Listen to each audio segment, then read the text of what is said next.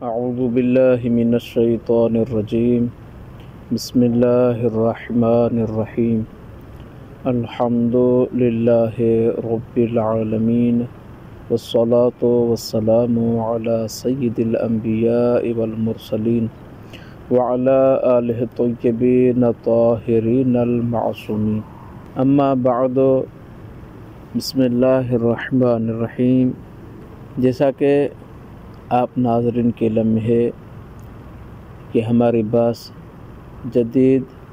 फ़िक़ही मसाइल के बाब पानी में चल रही है। साबका नशिस्त में जारी पानी को बयान किया और आज हम आप नाज़रीन के सामने बारिश के पानी को बयान करेंगे। अगर कोई नजिस चीज़ हो और उसके ऊपर बारिश बरसे तो जैसे ही बारिश का पानी उस निजासत तक पहुँचेगा तो वो नजिस चीज़ पाक हो जाएगी। अलबत्ता ये जहन में रहे कि वो चीज़ जो नजिस है उसमें ऐन निजासत ना हो, और ये भी जहन में रहे कि वाकई बारिश होनी चाहिए, यानी ऐसी रिम झिम या हल्की बूंदाबांदी से वो चीज़ पाक नहीं होगी। आमुन्नास और दीगर अफराद भी ये कहें कि वाक़अन बारिश हुई है, लेकिन अगर कोई चीज़ नजिस हुई हो ऐन निजासत के ज़रिए से, मसलन बदन नजिस हो गया, लिबास नजिस हो गया पेशाब के ज़रिए से या खून के ज़रिए से, तो फरमाते हैं कि एहतियात वाजिब की बिना पर ज़रूरी है कि 2 बार उसको धोया जाए, तभी वो जाके पाक होगी। अलबत्ता ये जहन में रहे कि अगर वो नजिस चीज़ कालीन हो या कोई दूसरी चीज़ हो तो उसका निचोड़ना ज़रूरी नहीं है, बल्कि जैसे ही पानी पड़ता है, जैसे ही बारिश बरसती है और वो पानी तमाम तर निजासत को धो लेता है तो वो चीज़ पाक हो जाती है। अब दूसरा मसला ये है कि अगर बारिश इतनी तेज़ हो कि जैसे ही वो बारिश का पानी किसी नजिस चीज़ पे गिर रहा है, तो चूँकि बारिश तेज़ है, स्पीड में है, तो जैसे ही उस चीज़ पे गिरता है तो उसके छींटे उठते हैं। मिसाल के तौर पे अगर कोई खून लगा हुआ हो, जैसे ही बारिश का पानी उस खून को लगता है तो लगने से ही, चूँकि स्पीड में बारिश है और जैसे ही पानी वो गिरता है तो पानी की छींटें उठती हैं और वो छींटें जाके किसी और जगह को लगती हैं, मसलन कोई और लिबास साथ में पड़ा है उसको लगती हैं, तो क्या वो चीज़ जिसको जाके छींटें लग रही हैं वो नजिस हो जाएगी या वो पाक कहलाएगी? अलबत्ता छींटें लगने से पहले वो पाक है। तो फरमाते हैं अगर बारिश का पानी इतनी स्पीड में गिर रहा हो और किसी निजस चीज़ पे लग रहा हो और लगने के साथ ही वो छींटें उठें, अगर कोई दूसरी चीज़ पे जाके लगें, तो वो दूसरी चीज़ तब तक नजिस नहीं होगी जब का रंग, बू या जायका तब्दील नहीं होता। अगर ये तब्दीली रूनुमा होती है तो वो दूसरी चीज़ जिसको छींटें लगी हैं वो नजिस हो जाएगी। अगर ये तब्दीली वाक़ई नहीं होती तो वो दूसरी चीज़ जैसे पहले पाक थी अभी भी पाक है। अब एक और मसला है, मिसाल के तौर पे बारिश का पानी किसी छत पे बरस रहा है या किसी ऊपर वाली चीज़ पे पानी बरसता है और वो पानी छत से या ऊपर वाली चीज़ जैसे ही नीचे आता है तो किसी निजासत को टच करता है और निजासत को टच करने के बाद वो पानी ज़मीन पर आ रहा है। तो सवाल ये है कि ये जो पानी नीचे आ रहा है, यकीन भी है, इल्म भी है कि ये किसी निजासत को लग के आ रहा है, तो आया ये पानी पाक होगा या नजिस होगा? तो फरमाते हैं अगर दौरान बारिश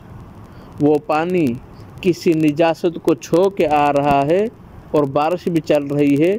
जो पानी नीचे गिर रहा है उसमें निजासत के ज़र्रात ही मौजूद नहीं है, तो वो पानी पाक होगा। लेकिन बारिश के ख़त्म होने के बाद जो पानी नीचे आ रहा हो और आपको मालूम हो कि ये पानी किसी निजासत को लग के आ रहा है, तो फिर वो पानी नजिस कहलाएगा, पाक नहीं होगा। और यह भी इल्म हो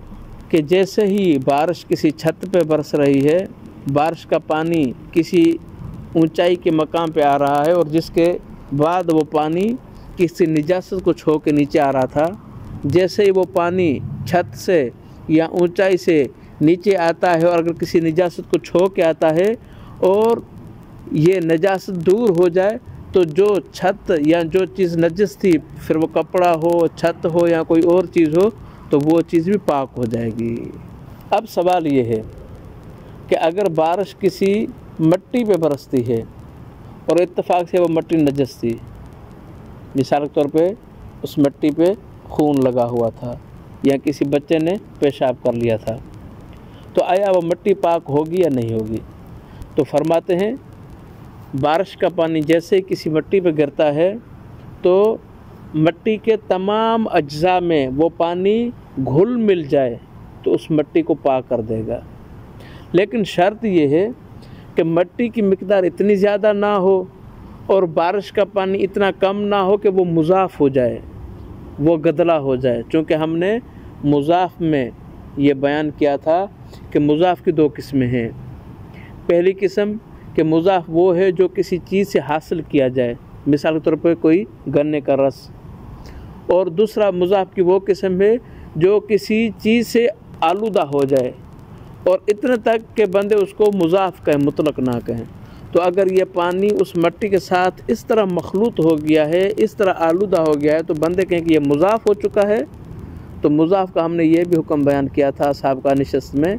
कि जैसे ही कोई निजासत मुज़ाफ़ पानी में गिरती है तो फ़ौरन सारा पानी नजस हो जाएगा। अगर ये बारिश का पानी उस मिट्टी के तमाम अज्जा में मिल जाए, घुल जाए, तो उस मिट्टी को पाक कर देगा। लेकिन शर्त यह है कि वो मिट्टी इस पानी को मुज़ाफ़ ना कर दे, बल्कि यह पानी मुतलक ही रहे। अब सवाल ये है कि दौरान बारिश का पानी किसी हौज़ में जमा हो रहा है और हमें यकीन है कि वो जो हौज़ है वो कुर्ब पानी से कम है, लेकिन बारिश चल रही है दौरान बारिश। अगर कोई इंसान उस पानी में कोई निजस चीज़ को पाक करता है, किसी कपड़े को पाक करता है, तो